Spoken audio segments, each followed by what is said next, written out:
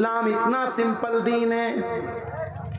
बच्चा पैदा हुआ, दुनिया के और मज़ाहिब में क्या होता है, बच्चा पैदा हुआ तो लोग क्या क्या करते हैं।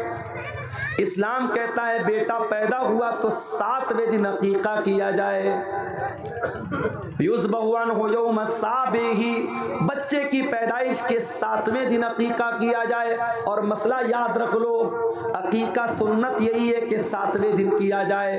हाँ, अगर बहुत मजबूरी है, बाप के पास पैसा नहीं है, जानवर लाने की ताकत नहीं है, या कोई बहुत बड़ा मसला है और 7वां दिन अगर क्रॉस हो गया तो फिर उसके बाद कभी भी कर सकते हो। फिर कोई ज़रूरी नहीं कि 14वें दिन किया जाए या 21वें दिन किया जाए। सुन्नत तो ये है, अफजल तो ये है कि 7वें दिन किया जाए। अगर 7वें दिन न हो सके तो फिर कभी भी कर सकते हैं। ये मसला याद है। बच्चा पैदा हुआ, शरीयत का हुक्म है 7वें दिन अकीका किया जाए। और बाप के पास अगर ताकत है अकीका करने की और फिर भी अकीका नहीं करता है और बाद में मौलवी साहब से पूछता है, मौलवी साहब वलीमा हो रहा है घर में, क्या उसमें अकीका कर सकता हूँ? क्या कुर्बानी कर रहा हूं बकरीद के मौके पर, क्या कुर्बानी में अकीका का भी जानवर ला सकता हूं? क्या याद रखो, अगर बच्चे की पैदाइश के 7वें दिन ताकत थी और आपने नहीं किया तो गलत किया और इसका जवाब अल्लाह क्या को देना पड़ेगा। इसलिए कि अल्लाह के नबी फरमाते हैं कुल्लु गुलामिन मरहूनुम बिअकीकतिही, हर बच्चा अपने अकीका की वजह से गिरवी रहता है। गिरवी का मतलब समझते हैं आप? गिरवी मिसाल के तौर पर मैंने आपको मोबाइल गिरवी के तौर पे दिया और 10,000 रुपया आपसे मैंने उधार लिया। अब ये 10,000 रुपया जो मैंने उधार लिया है, जब तक मैं अदा नहीं करूंगा मुझे मेरा मोबाइल वापस नहीं मिलेगा। गिरवी का ये मतलब होता है। अल्लाह के नबी फरमाते कुल्लु गुलामिन मरहूनुम बिअकीकतिही, बच्चा गिरवी रहता है अपने अकीका की वजह से। जब तक उसका अकीका नहीं कर देंगे बच्चा अपने माँ बाप की बख्शिश का जरिया नहीं बनेगा। या ये कह लीजिए कि बच्चे की तरबियत का आजा अहदहुमुल मौत क़ाल रब्बिरजिऊन, जब इंसान को मौत आ जाती है अल्लाह से कहता है अय अल्लाह एक चांस और दे दे, एक मौका और दे दे। रब्बिरजिऊन, एक बार दुनिया में दोबारा आने का मौका दे दे। लअल्ली अमलु सालिहन फीमा तरक्तु, अय अल्लाह मैं वादा करता हूँ, मैं प्रॉमिस करता हूँ, मैं दुनिया में एक चांस तू और दे दे, मैं कोई गुनाह का काम नहीं करूँगा, कोई तुझे नाराज करने वाला काम नहीं करूँगा। अय अल्लाह मैं नेक अमल करूँगा, मैं अच्छा अमल करूँगा। अल्लाह फरमाएगा कल्ला इन्नहा कलिमतुन हुवा क़ाइलुहा व मिन वराइहिम बरज़खुन इला यौम युबअसून। ऐ मेरे बंदे, तेरी ये विश पूरी होने वाली नहीं है, तेरी ये आरजू पूरी होने वाली नहीं है। अब तू कयामत तक बरज़ख में रहेगा, तू कब्र की जिंदगी गुजारेगा, बरज़ख की जिंदगी गुजारेगा। तो मेरे अजीजों, जिस तरीके से दुनिया की जिंदगी के लिए मेहनत करते हो वैसे बरज़ख की जिंदगी और कब्र की जिंदगी के लिए भी मेहनत करो। अब आइए तकरीर के आखिर में जो कुरान की आयत मैंने शुरू में पढ़ी थी, शुरू में मैंने आयत पढ़ी थी, अल्लाह ने सूरह नहल में फरमाया कुरान के 14वें पारे में, मन अमिला सालिहम मिन ज़करिन औ उन्सा, जो भी नेक अमल करेगा चाहे वो मर्द हो या औरत हो, अगर वो ईमान वाला होगा। अभी बनारस में एक प्रोग्राम था, उसमें मेरी तकरीर भी थी और मौलाना मेराज रब्बानी साहब की तकरीर थी। अब मेराज रब्बानी साहब को तो आप जानते ही हैं, किसी ज़माने में ख़ास तौर से बिदअती लोगों के ख़िलाफ़ उनकी बड़ी तगड़ी तगड़ी तकरीरें मौजूद हैं। तो बिदअती लोगों ने वहाँ जहाँ बनारस में प्रोग्राम था, उन लोगों ने एक मैसेज वायरल किया और ख़ास तौर से शेख मेराज रब्बानी का नाम लेकर के कहा कि साहब ये तो बहुत बड़ा गुस्ताख है और नबी को नहीं मानता है, नबी का गुस्ताख है और नबी की कब्र के ऊपर जो गुंबद बना है उसको गिराने की बात करता है, ऐसे गुस्ताख की तकरीर हम नहीं होने देंगे वगैरह वगैरह। तो वो मैसेज देखकर मुझे तो बहुत गुस्सा आया।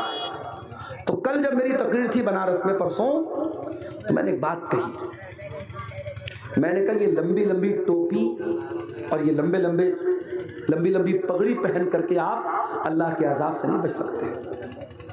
अल्लाह के यहाँ ये नहीं देखा जाएगा आपका कुर्ता कितना लंबा था, आपकी टोपी कुतुब मीनार की तरह ऊंची थी कि नहीं थी, और आपकी पगड़ी कितनी लंबी थी। अल्लाह के यहाँ ये देखा जाएगा आप ईमान पर थे कि नहीं थे, आप तौहीद पर थे कि नहीं थे। मन अमिला सालिहम मिन ज़करिन औ उन्सा वहुवा मोमिन, जो और बच्चे के बाप होने का जो हक है वो आपका हक अधूरा माना जाएगा, और अल्लाह के आपकी पकड़ होगी कि आपके पास ताकत थी, पैसा था, रुपया था, आपने बच्चे का अकीका क्यों नहीं किया। 7वें दिन अकीका किया। और क्या करना है, वो युसम्मा, और बच्चे का नाम रखना है, और नाम भी बहुत सोच समझ के रखना है, क्योंकि नाम का असर पड़ता है इंसान की जिंदगी पर। बंगाल और बिहार में और ख़ास तौर से आपकी शेरशाबादी बिरादरी में नामों के सिलसिले में मैं कभी कभी बड़ा परेशान हो जाता हूँ। बड़े उल्टे सीधे नाम मिल जाते हैं। मुसलमान लड़का है और नाम बिल्कुल गैर इस्लामी या उल्टा सीधा नाम, न अरबी में वैसा कोई नाम है, न उर्दू में वैसा कोई नाम है। नाम रखो तो एक बार किसी आलिम से मशवरा कर लो। एक जगह एक औरत ने अपनी बच्ची का नाम रखा अलम तरा। किसी ने पूछा भाई तुमने ये नाम कहाँ से रखा? बोली कुरान में आया अलम तरा। अरे अल्लाह की बंदी, अलम तरा कुरान में तो आया, कुरान में तो इब्लीस भी आया, कुरान में तो फिरौन भी आया, कुरान में तो हामान भी आया। किसी लफ्ज का कुरान में आना ये इस बात की दलील नहीं है कि उसको नाम बना लिया जाए। आजकल एक नया ट्रेंड चला है इंटरनेट पर देख करके नाम रखने का। इंटरनेट पर नाम देखा अनानिया, नाम रख दिया अनानिया। अरे अल्लाह के बंदे, अनानिया का क्या मतलब होता है? तू अरबी जबान जानता नहीं, तू किसी आलिम से कांटेक्ट करता नहीं, तू इंटरनेट के फतवे पर अमल करता है। अपने बच्चे का सही नाम रखो। या तो अपने बच्चों का नाम सहाबा के नाम पे रखो, सहाबियात के नाम पे रखो, नबियों के नाम पे रखो। या अगर लड़का पैदा हुआ है तो अल्लाह ताला के 99 नामों में से किसी एक नाम को ले लो और साथ में अब्द लगा दो। जैसे अल्लाह के 99 नामों में एक नाम अर्रज़्ज़ाक़ है, आप अब्द लगा के अब्दुल रज़्ज़ाक़ कर सकते हो। अल्लाह के 99 नामों में अर्रहमान है, आप अब्द लगा के अब्दुल रहमान कर लो, अब्दुल वहाब कर लो, जितने अल्लाह ताला के जितने नाम हैं उसमें आप अब्द लगा करके बच्चे का नाम, लड़के का नाम रख सकते हैं। या सहाबा के नाम पे रख दीजिए, सहाबियात का नाम रख दीजिए। और अल्लाह के नबी फरमाते व युहलक़ु रासुहु, बच्चे का नाम रखा जाए, 7वें दिन बच्चे का अकीका किया जाए और बच्चे का बाल मुड़वाया जाए। 7वें दिन बच्चे का बाल मुड़वाया जाए। और उस हदीस से ये भी पता चलता है कि बाल के वजन के बराबर चांदी अल्लाह की राह में सदका की जाए। ये है इस्लाम की तालीम। बच्चा पैदा हुआ, इस्लाम की तालीम ये है। और आगे बढ़ो, बच्चा थोड़ा समझदार हुआ, इस्लाम ये कहता है कि तू बाप है, तू माँ है। बच्चा तुझसे सीखता है। बच्चा स्कूल बाद में जाता है, मदरसा बाद में जाता है, पहले माँ से सीखता है, पहले बाप से सीखता है। बाप अगर सिगरेट पीने वाला है, बाप गुटखा खाने वाला है, बाप शराब पीने वाला है, बाप गाली देने वाला है, बच्चे को सिखाने की ज़रूरत नहीं है। बच्चा तेरे कहे बगैर गाली देना शुरू कर देगा, तेरी गैर मौजूदगी में सिगरेट का कश लगाना भी शुरू कर देगा। बच्चा बुरी आदतों को अपने बाप से पहले सीखेगा। माँ अगर बेहया है, माँ पर्दे का ख्याल नहीं करती, माँ नमाज नहीं पढ़ती, माँ को ज़बान पर कंट्रोल नहीं है, माँ शौहर की नाफरमानी करती है, माँ शौहर के साथ बदतमीज़ी करती है, छोटी बच्ची है 4 साल की 5 साल की, अपनी माँ को देख करके सब सीख रही है। अल्लाह के प्यारे नबी फरमाते हैं कुल्लु मौलूदिन यूलदु अलल फित्रा, हर बच्चा जब पैदा होता है इस्लाम पर पैदा होता है, फितरत पर पैदा होता है। फ़अबवाहु युहव्विदानिही व युनस्सिरानिही व युमज्जिसानिही, उसके माँ बाप उसको यहूदी बनाते हैं, उसके माँ बाप उसको ईसाई बनाते हैं, उसके माँ बाप उसको मजूसी बनाते हैं। बच्चा तो बड़ा मासूम होता है मेरे भाई, जो सिखाओगे वो सीखे।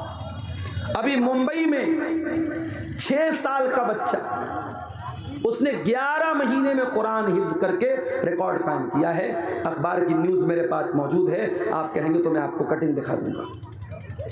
मुंबई में अहले हदीस का बहुत बड़ा इदारा है, जामिया इस्लामिया मुंबरा। उस बच्चे ने, जो एक आलिम का लड़का है, बाप आलिम है उसके, 11 महीने में 6 साल का बच्चा कुरान पूरा याद कर लेता है। और ये कमाल उस बच्चे का भी है और ये कमाल कुरान का भी है कि अरबी ज़बान उसकी भाषा नहीं है, उसकी लैंग्वेज अरबी नहीं है। वो हिंदुस्तान का रहने वाला, वो इंडिया का रहने वाला, वो उर्दू बोलने वाला बच्चा है। कुरान अरबी ज़बान में है, उसकी लैंग्वेज नहीं है, उसके लिए विदेशी लैंग्वेज है, फॉरेन लैंग्वेज है, मगर कुरान एक गैर ज़बान होने के बावजूद बच्चा फौरन उसको पढ़ता है और कैच कर लेता है और याद कर लेता है। ये मोजिज़ा है मेरे प्यारे साथियों कुरान हकीम का।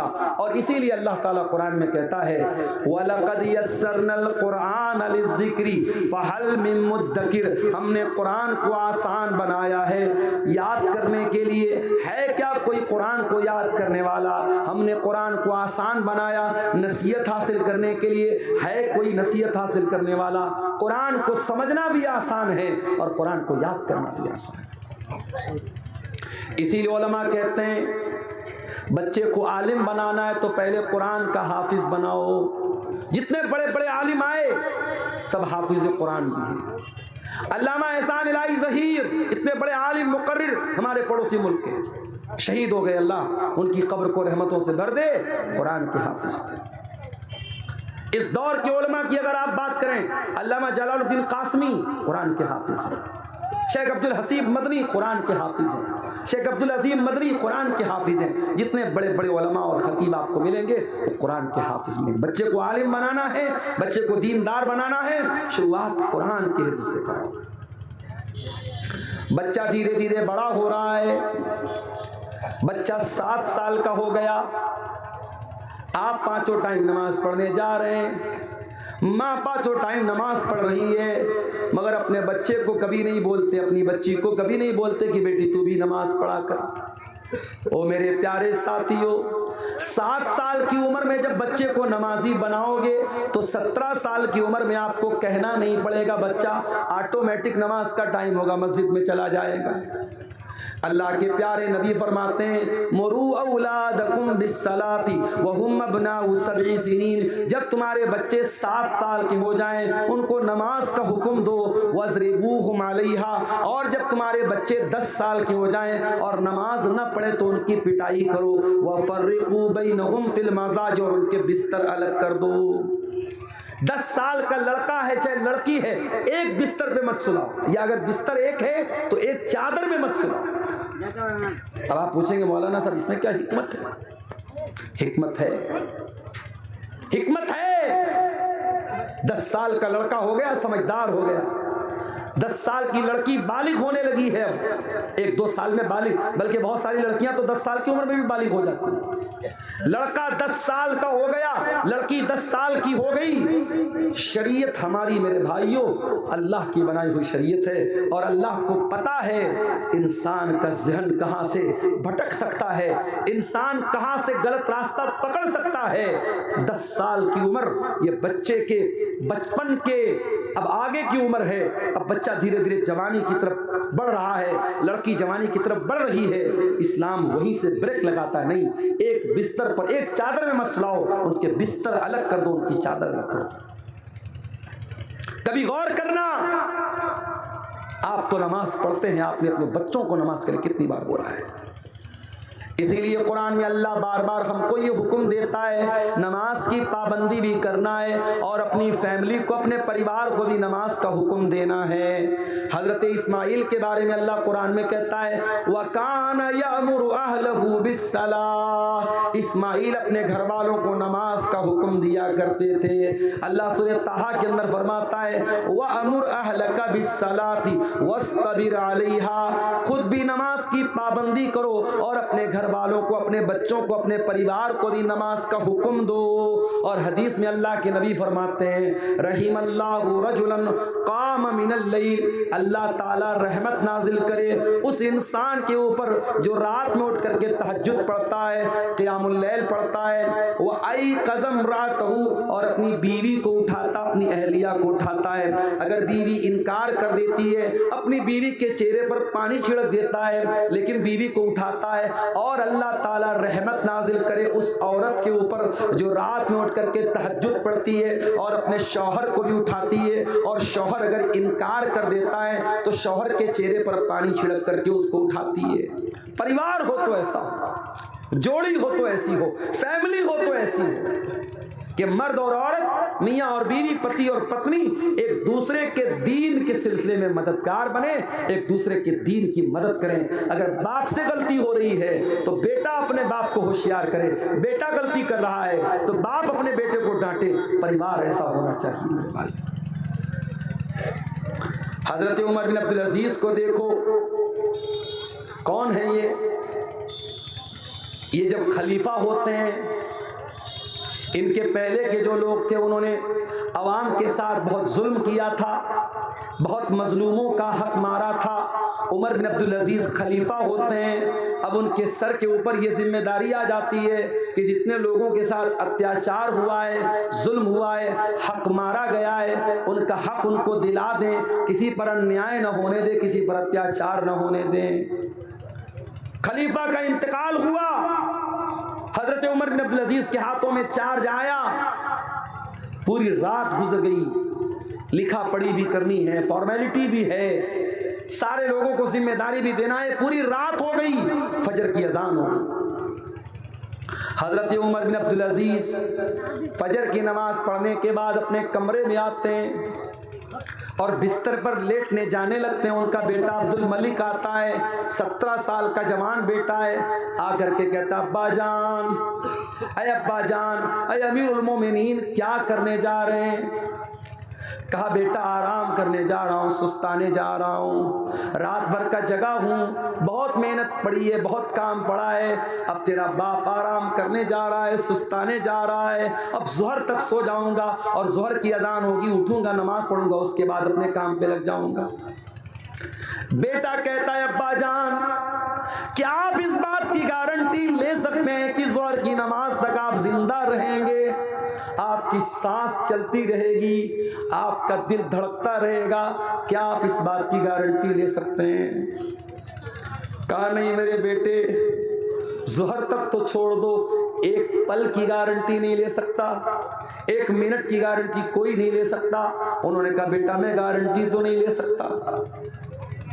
कहा, अब्बा जान, कल तक आप अब्बा जान थे, आज मेरे अब्बा जान होने के साथ साथ आप अमीरुल मोमिनीन भी हैं, आप मुसलमानों के खलीफा भी हैं, और बहुत सारे लोगों की नजरें आप पर लगी हुई हैं, बहुत सारे मजलूम हैं, मजबूर हैं, वो इंतजार में कि उमर बिन अब्दुल अजीज आएगा और मेरा हक मुझको दिलाएगा, मेरे साथ जो अन्याय हुआ है, जो नाइंसाफी हुई है, उस नाइंसाफी को खत्म करेगा। अब्बा जान, आप बिस्तर पे सोने जा रहे हैं, अल्लाह न करे आपको मौत आ गई और आप अल्लाह को प्यारे हो गए, आप अल्लाह को क्या जवाब देंगे? अल्लाह पूछेगा, ऐ उमर बिन अब्दुल अजीज, तेरे दौर में तेरे खलीफा बनने के बाद कितने लोग तेरा इंतजार कर रहे थे और तू आराम से बिस्तर पे सो रहा था, अब्बा जान आप क्या जवाब देंगे? हजरत उमर बिन अब्दुल अजीज की आंखों में आंसू आ गए। कहा, है मेरे बच्चे करीब आ जा। बेटे को करीब करके सीने से लगाया, कहा, अल्हम्दुलिल्लाहिल्लज़ी अखरजा मिन सुल्बी मन युईनुनी अला दीनी। आय अल्लाह, तेरा शुक्र है, तूने ऐसा बेटा दिया है जो दीन के मामले में अपने बाप की मदद कर रहा है। ऐ मेरे बच्चे, मैं आराम नहीं करूंगा, मैं बिस्तर छोड़ के जा रहा हूं और जा करके पहले उन मजलूमों को उनका हक दिलाता हूं, जिनके साथ अन्याय हुआ है, अत्याचार हुआ है, नाइंसाफी हुई है, मैं उनको जा करके पहले इंसाफ दिलाता हूं। ये होता है परिवार, ये होती है एक मुसलमान फैमिली। आज माफ कीजिएगा मेरे भाइयों, हम और आप दीनदार तो हैं, मगर फैमिली को दीनदार कैसे बनाएं, इसकी चिंता हम और आप नहीं करते हैं। बच्चा 10 साल का हो गया, इस्लाम कहता है बिस्तर अलग कर दो, लड़का हो चाहे लड़की बिस्तर अलग कर दो, नमाज न पढ़े तो पिटाई करो। लड़की बालिग हो गई, अब रोजा उसके ऊपर फर्ज हो गया, अब रमजान का महीना है तो माँ को ये नहीं लगना चाहिए अभी तो मेरी बेटी 12 साल की है, अभी तो गर्मी का रोजा है, बहुत परेशानी होगी। लड़की बालिग हो गई, लड़का बालिग हो गया, अब नमाज फर्ज है उसके ऊपर, अब रोजा फर्ज है उसके ऊपर, अब उसके ऊपर ये कह करके उम्र बहुत कम है, तरस खाने की जरूरत नहीं है। ठीक है, गर्मी ज्यादा लग रही है, उसको आप कोई इंतजाम कीजिए, लेकिन आप अपने बच्चों और बच्चियों को जब बालिग हो जाएं उनको रोजा नमाज की पाबंदी करवाइए। और लड़की जब बालिग हो जाए, जब घर से वो निकले तो पाबंदी इस बात की कीजिए कि लड़की पर्दे में निकले, लड़की नकाब में निकले, लड़की बेपर्दा होकर के न निकले। और आगे बढ़िए, लड़का जवान हो गया, लड़की जवान हो गई, शादी के काबिल हो गए, अब क्या करना है? आपकी लड़की के लिए कोई रिश्ता आया, लड़का अच्छा है, दीनदार है, नेक है, मगर ज्यादा पैसा कमाने वाला नहीं है। आपको क्या लगता है अगर मैं करोड़पति हूं तो मेरा दामाद भी करोड़पति होना चाहिए? अगर मेरे पास इतनी जमीनो जायदाद है, मेरी बेटी भी जमीनो जायदाद वाले घर में जानी चाहिए, चाहे उस घर में दीन नाम की कोई चीज ना हो, इस्लाम नाम की कोई चीज ना हो, कुरान नाम की कोई चीज ना हो, मगर मेरी बेटी महल में जानी चाहिए, मेरी बेटी गरीब घर में नहीं जानी चाहिए। कान खोल करके सुन लो मेरे प्यारे साथियों, अगर ये सोच आपकी है तो सोच बदल लो। अल्लाह के प्यारे नबी फरमाते हैं, इज़ा खतब इलैकुम मिम्मन तरदौन दीनहु व खुल्क़हु, जब तुम्हारी लड़की के लिए ऐसा रिश्ता आए, लड़का दीनदार है, लड़का बाखलाक है, फज़व्विजूहु, तो अपनी लड़कियों की शादी ऐसे लड़कों से कर दिया करो। इल्ला तफ़अलू, अगर तुम ऐसा नहीं करोगे, तकुन फितनतुन फिल अर्ज़ि, तो जमीन में फसाद फैल जाएगा, फितना फैल जाएगा, बिगाड़ फैल जाएगा। आपके बिहार में तो फिर भी गनीमत है। मेरा एक प्रोग्राम हुआ था महाराष्ट्र में, एक जगह पड़ती है आकोट, महाराष्ट्र में एक जगह है आकोट, वहां लड़के लड़कियां 30-30 साल के, 35-35 साल के हो गए, शादी नहीं हो रही। क्यों साहब? गवर्नमेंट जॉब होनी चाहिए, सरकारी नौकरी होनी चाहिए। अब सरकारी नौकरी कोई इतनी आसान तो नहीं है भाई, इतनी आसानी से तो सरकारी नौकरी नहीं मिलने वाली। अब लड़के को सरकारी नौकरी नहीं मिल रही है तो शादी नहीं हो रही है। कान खोल करके सुन लो, औलाद के साथ ये जुल्म बंद करो या न्याय बंद करो। औलाद जब शादी के काबिल हो जाए, चाहे लड़का हो चाहे लड़की, उसकी शादी हो, और जमीन जायदाद सब यही रह जाएगा। अगर आपने अपने लड़की के लिए दीनदार दामाद नहीं देखा, पैसा देखा, जमीन देखी, जायदाद देखी, कल आपको पछताना पड़ेगा। आपको जमीन तो मिल जाएगी, जायदाद तो मिल जाएगी, मगर आपकी बेटी जब रातों को रोएगी और कहेगी अल्लाह मेरे माँ बाप ने मुझे फंसा दिया इस जालिम के साथ मेरा निकाह करके, उस वक्त आप अल्लाह को क्या जवाब देंगे? ये सोच लेना। दीन को तरजीह दो मेरे भाइयों, और शादी में जल्दी करो, शादी में ताखिर मत करो। अगर आप लड़के की शादी कर रहे हैं, बहू लाना चाहते हैं, कैसी बहू लाएंगे? अल्लाह के प्यारे नबी फरमाते तुनकहुल मरातु लिअरबईन, औरत की शादी होती है तो 4 चीजें औरत के अंदर देखी जाती हैं, लिमालिहा वले हसबिहा वले जमालिहा वले दीनिहा। औरत का पैसा देखा जाता है, औरत की खूबसूरती देखी जाती है, औरत का खानदान देखा जाता है, और औरत की दीनदारी देखी जाती है।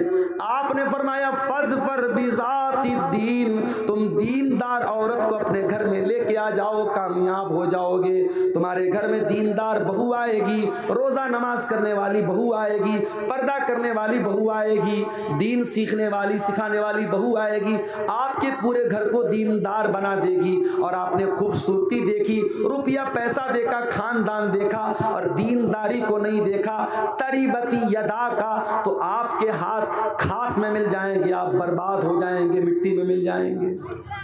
कामयाब होना है तो दीनदार औरत को मेरे भाइयों बहू बना करके लो। और आगे बढ़िए, लड़के लड़की की शादी हो गई, पति पत्नी के बंधन में बंध गए, अब इस्लाम क्या कहता है? मियाँ बीवी का रिश्ता प्राइवेट रिश्ता है और प्राइवेट को प्राइवेसी में रखा जाए। मियाँ बीवी अपनी सीक्रेट बात किसी को ना बताएं, ये भी बड़ा चलता है। बाज लड़के शादी के अगले दिन उनके दोस्त लोग पूछते बताओ क्या क्या हुआ। लड़कियों से उनकी सहेलियां पूछती हैं और फिर वो सारी बातें बड़े मजे ले लेके बयान करती। हराम है ये चीज मेरे भाई, अल्लाह के नबी ने सख्ती से मना किया है। मियाँ बीवी का रिश्ता बहुत ही प्राइवेट रिश्ता है। इस रिश्ते की बातें बेडरूम के बाहर नहीं जानी चाहिए। इसीलिए अल्लाह ताला कुरान में कहता है हुन्ना लिबासुल लकुम व अंतुम लिबासुल लहुन्ना। तुम अपनी बीवियों के लिए लिबास हो, तुम्हारी बीवियां तुम्हारे लिए लिबास हैं। लिबास जो होता है ना, एक तो लिबास ऊपर से इंसान पहनता है और एक लिबास वो होता है जो इंसान की बॉडी के साथ अटैच होता है। इंसान बनियाइन पहने हुए है, अब बनियाइन एक प्राइवेट चीज है। तो अल्लाह ताला ने कहा कि मियाँ बीवी एक दूसरे के लिए लिबास हैं। अब लिबास में प्राइवेसी भी आ गई और लिबास में खूबसूरती भी आ गई। यानी शौहर की जिंदगी में बीवी खूबसूरती बन के आती है, बीवी की जिंदगी में शौहर खूबसूरती बन के आता है और दोनों एक दूसरे के लिए प्राइवेसी होते हैं, एक दूसरे का राज बन जाते हैं, एक दूसरे के राज की हिफाजत करते हैं। और आगे बढ़, शादी हो गई, जिंदगी की गाड़ी आगे बढ़ गई। अब ऐसा तो नहीं है कि शौहर की हर बात बीवी को अच्छी लगेगी, बीवी की हर बात शौहर को अच्छी लगेगी। कभी तो झगड़ा होगा, कभी तो मसला होगा। कुरान कहता अगर कभी मसला हो जाए फ़इज़ूहुन्ना, तो ऐ शौहरों तुम अपनी बीवी को समझाओ। अगर समझ जाए तो अच्छी बात है। वहजुरूहुन्ना फिल मज़ाजे, अगर बातचीत से नहीं समझ पा रही हैं, फिर भी नाफरमानी कर रही हैं, फिर भी बदतमीजी कर रही हैं, फिर भी बदज़बानी कर रही हैं, तो कुरान कहता है बिस्तर अलग कर दो। अगर बिस्तर अलग करने से भी मामला हल नहीं हो रहा है तो कुरान कहता है वज़रिबूहुन्ना, हल्की मार उनको मार सकते हो, हल्की चपत लगा सकते हो, हल्की मार मार सकते हो। इस्लाम ये नहीं कह रहा है अगर बीवी ने खाने में नमक तेज कर दिया तो तलाक दे दो, बीवी ने कपड़े पर प्रेस किया कपड़ा जल गया तो तलाक दे दो। आज इस्लाम के दुश्मनों को मसाला हमने दिया है। कल बनारस में मेरी तकरीर थी और टॉपिक यही था मेरा कि इस्लाम औरतों के लिए दीन रहमत है। उस तकरीर में मैंने कहा था कि आज मुसलमान की हरकतों की वजह से इस्लाम बदनाम होता है। जाओ कुरान की कोई एक आयत ला के दिखा दो, नबी की कोई एक हदीस ला के दिखा दो जिससे ये साबित होता हो कि तलाक तलाक तलाक कह देने से तलाक होता। खिलवाड़ बना के रखा, तमाशा बना के रखा, इतना मजबूत रिश्ता, उसको बस तलाक तलाक तलाक बोल दिया, खत्म हो गया। शौहर शराब पी करके आया, खाना खाने लगा, नमक तेज है, मसाला तेज है, जा मैं तुझको तलाक देता हूं, तलाक तलाक तलाक हो गई। तलाक कोई खिलवाड़ नहीं है मेरे भाई। तलाक का पूरा एक तरीका है, पूरा एक प्रोसेस है। और तलाक के पहले इस्लाम ये कहता है पहले समझा लो, पहले बिस्तर अलग कर दो, अगर जरूरत पड़े तो हल्की मार भी मार लो। अगर इन सबसे भी मसला हल ना बने, मसला हल ना हो, तो कुरान कहता है फबासू हकमम मिन अहलिही व हकमम मिन अहलिहा, लड़के के घर वालों से किसी एक को पंच बना लो, लड़की के घर वालों में से किसी एक को पंच बना लो और दोनों पंच मिलकर के गौर करें और रिश्ते को बचाने की कोशिश करें। जब ये सारे प्रयास, ये सारी कोशिशें जब विफल हो जाएं, नाकाम हो जाएं, तब इस्लाम कहता है अब तुम तलाक दे सकते हो। और तलाक एक बार में नहीं देना है, अत-तलाक़ु मर्रतान, एक बार नहीं 2 बार तुम तलाक दे सकते हो, 2 बार तुम तलाक दे सकते हो। 2 बार तलाक देने के बाद दोबारा बीवी को बीवी बना करके रखने का तुम्हें परमिशन है, इजाजत है। लेकिन दूसरी तलाक के बाद जब तीसरी तलाक का नंबर आएगा उसके बाद अब रुजू करने की, अब दोबारा उसको बीवी की हैसियत से अपने घर में रखने की परमिशन नहीं है, इजाजत नहीं है। फरमाया अत-तलाक़ु मर्रतान, 2 मरतबा तो तलाक दे करके तुम बीवी को रख सकते हो। उसके बाद क्या होगा? फ़इम्साकुम बिमारूफिन औ तसरीहुम बिइहसान। अब तीसरी मर्तबा या तो बीवी को रखना है या छोड़ देना है, तीसरी मर्तबा फिर आपको दोबारा चांस नहीं मिलेगा। इस्लाम ये भी कहता है अगर कोई शौहर बीवी का हक अदा नहीं कर पा रहा है किसी भी तरीके से, अगर शौहर जिस्मानी एतबार से बीवी का हक अदा नहीं कर पा रहा या शौहर के पास इतना माल नहीं है कि बीवी का हक अदा कर सके, तो अब ऐसी हालत में शौहर तलाक भी नहीं दे रहा है और बीवी का हक भी अदा नहीं कर रहा है, बीवी क्या करे? इस्लाम में उसका भी ऑप्शन मौजूद है। अगर शौहर बीवी का हक अदा नहीं कर रहा है या बीवी शौहर से खुश नहीं है, बीवी शौहर के साथ रहना नहीं चाहती है, इस्लाम कहता है बीवी खुला ले सकती है। एक सहाबी की बीवी अल्लाह के नबी के पास आई, हजरत साबित बिन कैस की बीवी। कहा अल्लाह के नबी, मैं साबित के बारे में कोई गलत बात नहीं बोलना चाहती, बस मैं इतना कहना चाहूँगी मैं शौहर की शिकवा शिकायत नहीं करना चाहती हूँ, मैं उनके साथ रहना ही नहीं चाहती हूँ। बीवी आकर के कह रही कि अल्लाह के रसूल मैं अपने शौहर के साथ रहना नहीं चाहती हूँ। अल्लाह के नबी ने फरमाया कि तुमने महर में जो बाग लिया था वो बाग तुमको वापस करना पड़ेगा, रिटर्न करना पड़ेगा। उन्होंने कहा ठीक है मैं रिटर्न करती हूँ। अल्लाह के नबी ने बाग शौहर को रिटर्न करवाया और उसके बाद खुला हो गया, निकाह को ख़त्म करा दिया। एक हैज की इद्दत गुजारने के बाद बीवी कहीं और निकाह कर सकती है। इस्लाम में इसका भी ऑप्शन मौजूद है। इस्लाम में हर प्रॉब्लम का सॉल्यूशन मौजूद है मेरे भाई। जानते हो अगर शौहर अपनी बीवी को गलत काम करता हुआ देखे और उसके पास 4 गवाह नहीं है, इस्लाम में अगर कोई जिना कर रहा है और कोई ये ब्लेम कर रहा है कि वो आदमी जिना कर रहा है, तो इस्लामी कानून क्या कहता है कि 4 गवाह होने चाहिए। 4 गवाह हो या कोई क्लियर प्रूफ हो कि हाँ ये जिना हुआ है, क्योंकि जिना बहुत बड़ा गुनाह है।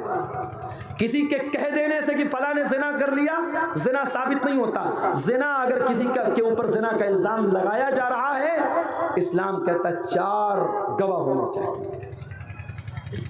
अब मान लो बीवी को शौहर ने देख लिया कि बीवी गलत काम कर रही है, अब जाहिर है शौहर 4 गवाह तो नहीं ला सकता हमेशा, जरूरी नहीं कि उस चीज को देखने के लिए 4 गवाह मौजूद हो।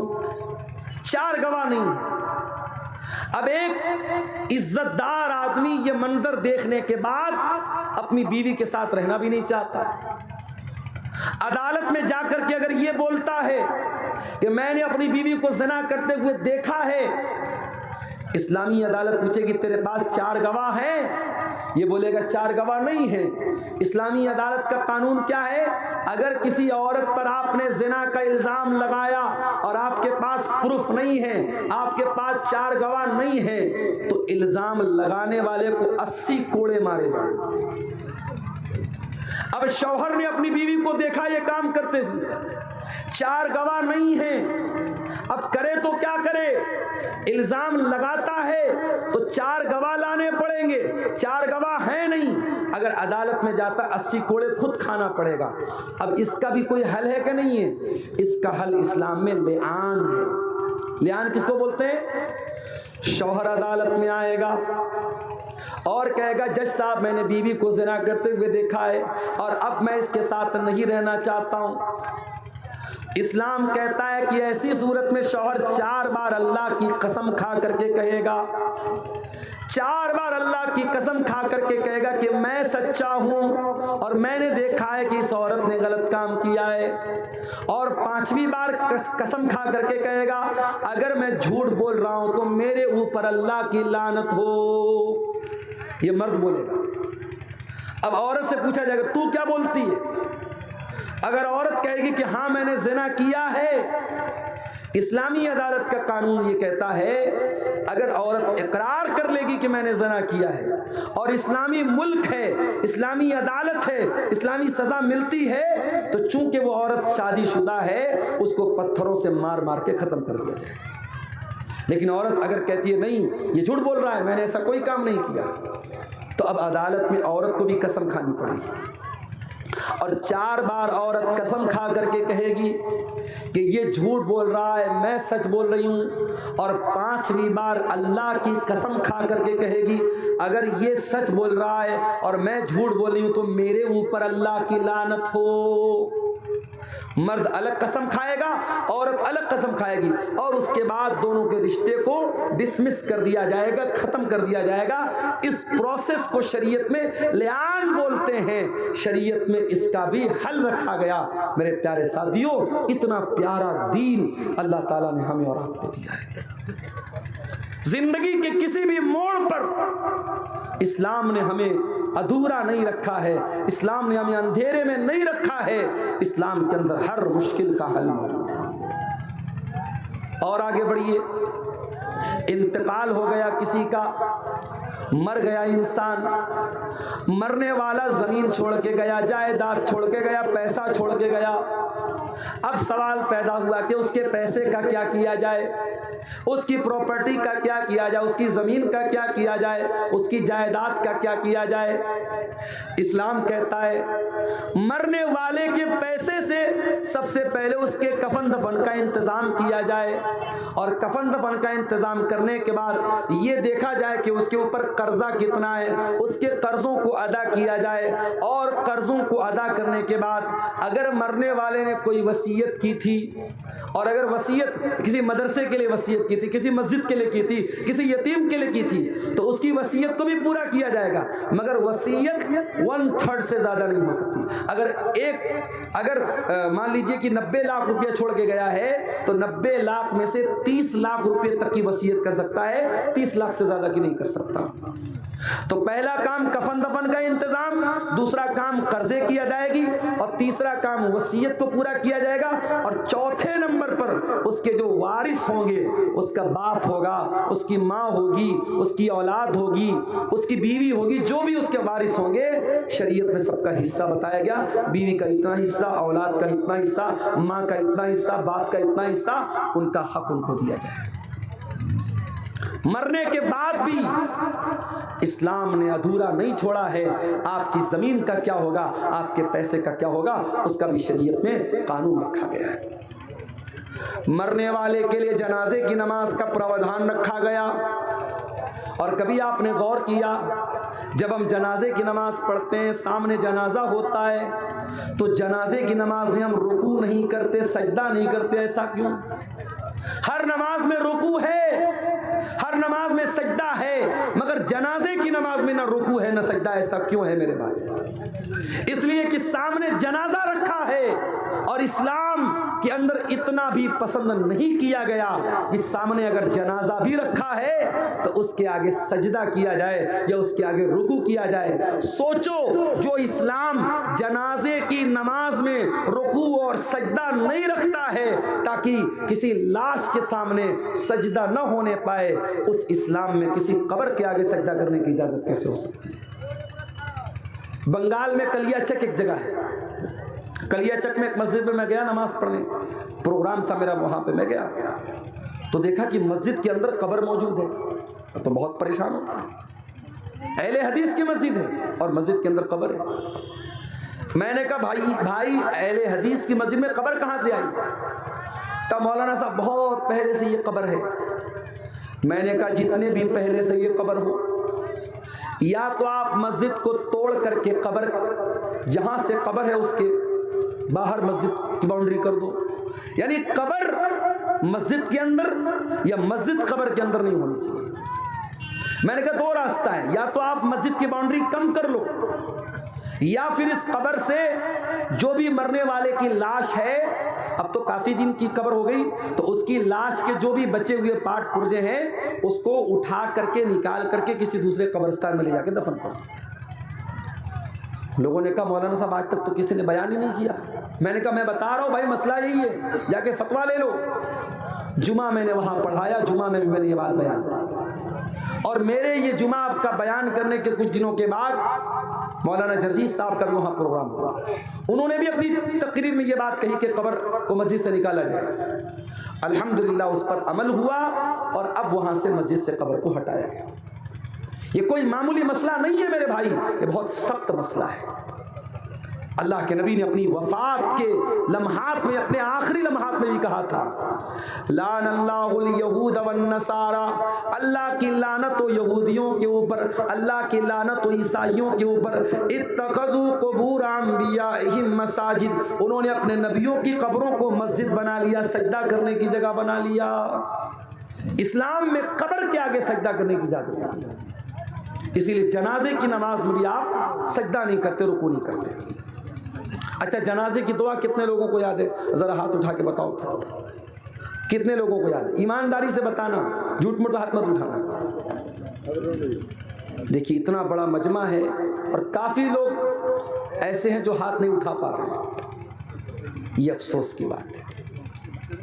आप अपने दुनिया के कामों में बहुत माहिर हैं, अपनी राजनीति के मामले में बहुत माहिर हैं, अपनी खेती बाड़ी के बारे में बहुत जानकार हैं, लेकिन आपको जनाजे की नमाज की दुआ तक नहीं आती। ये अफसोस की बात नहीं। जनाजे की नमाज में अल्लाहु अकबर का इमाम साहब ने पहली तकबीर के बाद सूरह फातिहा पढ़ेगा, बिस्मिल्लाहिर्रहमानिर्रहीम, अल्हम्दुलिल्लाहि रब्बिल आलमीन, अर्रहमानिर्रहीम, मालिकी यौमिद्दीन, इय्याका नअबुदु व इय्याका नस्तईन, इहदिनस सिरातल मुस्तकीम, सिरातल लज़ीना अनअमता अलैहिम गैरिल मग़दूबि अलैहिम वलद्दाल्लीन, आमीन। सूरह फातिहा। उसके बाद कोई सूरत मिला लेगा, बिस्मिल्लाहिर्रहमानिर्रहीम, कुल हुवल्लाहु अहद, अल्लाहुस समद, लम यलिद वलम यूलद वलम यकुल लहू कुफुवन अहद। उसके बाद इमाम कहेगा अल्लाहु अकबर। इसमें रफ़ा-ए-दैन कर भी सकते हैं, नहीं भी कर सकते, दोनों तरीका है। अगर आप चारों मरतबा रफ़ा-ए-दैन करें तो भी चलेगा, और सिर्फ एक मरतबा रफ़ा-ए-दैन करके हाथ बांधे रहे तो भी चलेगा। एक बार अल्लाहु अकबर का सूरह फातिहा पढ़ा, कोई सूरत पढ़ी, अब दूसरी मरतबा इमाम ने अल्लाहु अकबर का, आप क्या पढ़ेंगे? आप अल्लाहुम्मा सल्ली अला मुहम्मद व अला आलि मुहम्मद कमा सल्लैता अला इब्राहीम व अला आलि इब्राहीम इन्नका हमीदुम मजीद, अल्लाहुम्मा बारिक अला मुहम्मद व अला आलि मुहम्मद कमा बारकता अला इब्राहीम व अला आलि इब्राहीम इन्नका हमीदुम मजीद। दुरूद शरीफ पढ़ा। फिर इमाम ने कहा अल्लाहु अकबर। अब ये तीसरी तकबीर है। अब इसमें आप जनाजे की दुआ पढ़ें। जनाजे की कई दुआएं हैं, छोटी छोटी दुआ भी है, थोड़ी लंबी दुआ भी है। एक दुआ जो बहुत मशहूर है, शायद जिनको याद है ये वाली दुआ याद होगी, अल्लाहुम्मा ग़फ़िर लि हय्यिना व मय्यितिना व शाहिदिना व गायबिना व सगीरिना व कबीरिना व ज़करिना व उन्साना, अल्लाहुम्मा मन अहयैतहु मिन्ना फ़अहयिही अलल इस्लाम व मन तवफ़्फ़ैतहु मिन्ना फ़तवफ़्फ़हु अलल ईमान, अल्लाहुम्मा ला तहरिमना अजरह व ला तफ्तिन्ना बादा। ये दुआ है, इतनी तो कम से कम आपको याद होनी चाहिए। इस दुआ का मतलब क्या है? अल्लाहुम्मा ग़फ़िर लि हय्यिना, ऐ अल्लाह हमारे जिंदों को बख्श दे, व मय्यितना हमारे मुर्दों को बख्श दे, अल्लाहुम्मा ग़फ़िर लि हय्यिना व मय्यितिना व शाहिदिना व गायबिना, जो मौजूद है उनको भी बख्श दे, जो मौजूद नहीं है उनको भी बख्श दे। ऐ अल्लाह हमारे मर्दों को भी बख्श दे, हमारी औरतों को भी बख्श दे, हमारे बच्चों को भी बख्श दे, हमारे जिंदों को भी बख्श दे, हमारे मुर्दों को भी बख्श दे। सारे लोगों की बख्शिश की दुआ करते हैं आप जनाजे के बाद। उसके बाद आप क्या कहते हैं? अल्लाहुम्मा मन अहयैतहु मिन्ना फ़अहयिही अलल इस्लाम, ऐ अल्लाह तू जिसे जिंदा रखे उसे इस्लाम पर जिंदा रखे, वो मन तवफ़्फ़ैतहु मिन्ना, और जिसे तू मौत दे दे फ़तवफ़्फ़हु अलल ईमान, ऐ अल्लाह तू उसे ईमान पर मौत दे। अल्लाहुम्मा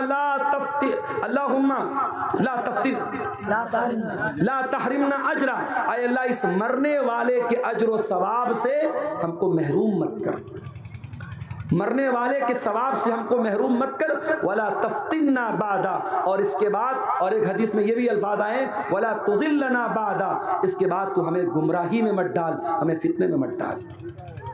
एक छोटी सी दुआ भी जनाजे में आप पढ़ सकते हैं, अल्लाहुम्मा ग़फ़िर लहू वरहमहू वआफ़िही वअफ़ु अन्हु वअकरिम नुज़ुलहू ववस्सि मुदख़लहू, ऐ अल्लाह इस मरने वाले को बख्श दे, इसके ऊपर रहम फरमा, इसको दरगुजर कर दे, इसको आफियत में रख, इसको इसकी अच्छी मेहमान नवाजी फरमा, और इसके गुनाहों को धो दे। ये दुआ भी आप पढ़ सकते हैं। तो जनाजे की तीसरी तकबीर के बाद आपको ये दुआ पढ़ना। उसके बाद चौथी तकबीर होगी, इमाम अस्सलाम वालेकुम रहमतुल्लाह, अस्सलाम वालेकुम रहमतुल्लाह, दोनों तरफ सलाम फेरेगा, आप सलाम फेरते हैं। ये जनाजे की नमाज का तरीका है। उसके बाद और आगे बढ़िए, अब आप जनाजा पढ़ चुके, अब मुर्दे को कब्रिस्तान लेके जा रहे हैं। दुनिया में इंसान कितना ताकतवर था, दुनिया में उसकी फॉर्च्यूनर गाड़ी जब गुजरती थी रोड पर तो लोग ताकने लगते, नेताजी की गाड़ी आ गई, विधायक जी की गाड़ी आ गई, मंत्री जी की गाड़ी आ गई, फलाने साहब की गाड़ी आ गई। और आज जनाजे पे लेटा हुआ है वो इंसान और उसकी जनाजे की चारपाई को लोग पकड़े हुए हैं और उसको लेके कब्रिस्तान जा रहे हैं। कब्र तैयार है, और कब्र भी आप जानते हैं दो तरह की होती है। एक होती है संदूकी कब्र जिसमें बीच में मुर्दे को रखा जाता है, और एक होती है बगली कब्र। और अल्लाह के नबी की जो कब्र है वो बगली कब्र थी जिसमें साइड में मुर्दे को रखा जाता है। तो कब्र में मुर्दे को उतारा जाता है। अब जब कब्र में उतारा गया उसके बाद मिट्टी डाली जाती है। मिट्टी डालने के टाइम बहुत से लोग दुआ पढ़ते, मिनहा खलकनाकुम व मिनहा नुखरिजुकुम व फीहा नुईदुकुम तारतन उखरा। ये दुआ पढ़ते, ये साबित नहीं है, बस बिस्मिल्लाह पढ़ के आप मिट्टी डाल दीजिए। मिट्टी डाल दिया, हाथ झाड़ के चले आए। जिंदगी भर इस बात की फिक्र करते रहे लोग क्या कहेंगे। सही काम करना था, नहीं कर रहा था, क्यों, लोग क्या कहेंगे। मौलवी साहब ने तकरीर में बयान किया, बारात मत लेके जा, जहेज मत ले तू, मंगनी की रस्म मत कर तू, हल्दी की रस्म मत कर तू। आपकी शेरशाहबादी बरादरी में कटिहार में मुझे लोगों ने बताया बाकायदा बैंड बाजा तक की शादी हो रही है। कहाँ है आप? इतने बड़े बड़े जलसे और हिंदुस्तान के चुनिंदा उलमा को बुलाने का क्या फायदा है अगर आपकी बिरादरी के अंदर जो अल्हम्दुलिल्लाह 80% अहले हदीस लोग हैं, आपकी बिरादरी में अभी भी अगर नाच गाने के साथ और बैंड बाजे के साथ अगर शादी हो रही है और 2-2 लाख रुपया कैश लेके शादी हो रही, तो क्या मतलब है। लेकिन बहुत सारी रस्म और रिवाज की बात आती है, लोगों का यही कहना रहता है लोग क्या कहेंगे। अरे लोग कुछ भी कहें, तू ये देख अल्लाह क्या कहेगा। तुझे हिसाब अल्लाह को देना है, लोगों को नहीं देना है। लोग तो तेरे मरने के बाद आएंगे, कब्र में मिट्टी देंगे, हाथ झाड़ेंगे, चले जाएंगे। लोग तेरे अच्छे काम की भी तारीफ करने के लिए तेरे मरने का इंतजार करेंगे। जिस दिन तू मरेगा तेरी कब्र पे मिट्टी देने आएंगे, उस दिन कहेंगे कि हाँ यार आदमी तो बड़ा अच्छा था। जिंदगी में जिसने कभी आपको अच्छा नहीं कहा वो मरने के बाद अच्छा कहेगा। लोगों को खुश मत करो मेरे भाई, अल्लाह को खुश करो, उसको राजी करो। लोग तो आपके मरने का इंतजार करते हैं। मैं कभी कभी तकरीर के लिए जो सफर करता हूं और थक जाता हूं, सच्ची बता रहा। अभी इधर भी कंटिन्यू 7-8 दिन से लगातार मेरे प्रोग्राम हो रहे हैं। कुछ बिहार में भी हुए, कुछ इधर यूपी में भी हुए, कुछ हमारे अपने बनारस में भी हुए। रात में प्रोग्राम करके कभी ऐसा हुआ घर पहुंचा, कभी ऐसा हुआ घर नहीं पहुंचा। फिर सुबह मदरसे की ड्यूटी करना है, सुबह 8 बजे से लेकर 2 बजे तक ड्यूटी करना है। उसके बाद पता लगा साहब फिर निकलना है। कई दिन तक तो ऐसा हुआ कि बिस्तर पे नींद नहीं मिली। कभी कभी ऐसा लगता है कि इतना सब करने के बाद भी ऐसा तो नहीं कि सारे लोग मेरी तारीफ ही करेंगे या सारे लोग मुझे अच्छा ही समझेंगे। बहुत सारे लोगों की नज़र में मैं बुरा भी हूं, तो मैं लोगों के चक्कर में क्यों पड़ूं भाई। लोगों की तारीफ सुनने के लिए या लोगों की बुराई से बचने के लिए कभी भी सही काम को मत छोड़ो और कभी भी गलत काम मत करो। ये देखो अल्लाह की नजर में सही क्या है और अल्लाह की नजर में गलत क्या है, बस हम अल्लाह को हिसाब देंगे। कब्र में मिट्टी दे के लोग चले गए। यहां तो इतनी बड़ी बड़ी लाइटें जल रही हैं। 4 व्हीलर से मैं आ रहा था, ड्राइवर साहब ने कहा मौलाना साहब प्रोग्राम कहाँ है, नजर नहीं आ रहा है। मैंने कहा लाइट नजर आएगी समझ जाना। दूर से ट्यूब लाइट नजर आने लगी। अब्दुल अजीज भाई को मैंने फोन किया कि हाँ आपके प्रोग्राम के लोकेशन पर पहुंच गया। प्रोग्राम है, आपने दूर तक लाइटों को लगाया है। कभी कब्र में आपने कोई लाइट देखी है? कभी ऐसा हुआ कि आपने मुर्दे को दफनाया हो और साथ में एक लालटेन रख दिया हो, एक मोबाइल का टॉर्च जला दिया हो? नहीं, वहां कोई रोशनी नहीं छोड़ के जाता। दुनिया में गर्मी का मौसम होता है, हम कूलर पंखा एसी जैसी ताकतें लगाते हैं। कब्र में कोई एसी लगाता है क्या? कोई पंखा लगाता है क्या? कब्र में हम होंगे और हमारे आमाल होंगे मेरे भाई। और कब्र के अंधेरे में अगर हमारे आमाल खराब होंगे हमारे काम गंदे होंगे, हमने अल्लाह को नाराज किया होगा, माफ करना, उस अंधेरे से हम नहीं बच सकते। कब्र में जो जहरीले जानवर होंगे, जो जहन्नम की खिड़की खुलेगी, जो जहन्नम का बिस्तर बिछाया जाएगा, जो जहन्नम की गर्म हवाएं मिलेंगी, उनसे अगर हमें बचना है और जन्नत की ठंडी हवाओं को पाना है तो हमें दुनिया वालों को खुश नहीं करना, अल्लाह को खुश करना है भाई, अल्लाह को खुश करना है। अबू दाऊद के अल्फाज हैं, एक अंसारी साहबी का जनाजा था, जनाजे को कब्र में उतारा जा रहा था। अल्लाह के प्यारे नबी वहीं जनाजे के पास बैठे हुए थे, आपके सहाबा भी आपके आसपास बैठे हुए थे। आपने कब्र को देखा, आपने जनाजे को देखा, आपने मंजर को याद किया जो कब्र में होने वाला है। जब कब्र में होने वाले मंजर को आपने याद किया, हदीस के अल्फाज हैं, फबकन नबी, अल्लाह के नबी रोने लगे, इतना रोए हत्ता बल्ल सरा, आपके आंसुओं से वहां की जमीन भीग गई, वहां की मिट्टी भीग गई, आपके आंसुओं से वहां की जमीन तर हो गई। और आपने कब्र की तरफ इशारा करके फरमाया, लेमिस्ले हाजा फअइद्दू या इख्वानी, ऐ मेरे सहाबा इस कब्र की तैयारी करो, इस कब्र में तुम सबको जाना है, हम सबको जाना है। ओ मेरे प्यारे भाइयों, जब